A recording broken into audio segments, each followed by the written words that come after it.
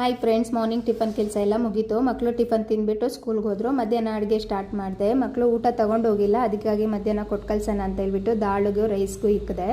ಮಧ್ಯಾಹ್ನಕ್ಕೆ ನಮಗೆ ಮೀನು ಸಾರು ಮಾಡ್ಕೊಳ್ಳೋಣ ಅಂತ ಹೇಳ್ಬಿಟ್ಟು ಟೊಮೊಟೊ ಹುಳಿ ಉಪ್ಪಾಕಿ ಬೇಲಿಕ್ಕಿಟ್ಟೆ. ಬೂತಾಯಿ ಮೀನು ತಂದಿದ್ರು, ಇಲ್ಲಿ ಬೆಂಗಳೂರಲ್ಲಿ ಮತ್ತಿ ಮೀನು ಅಂತಾರೆ.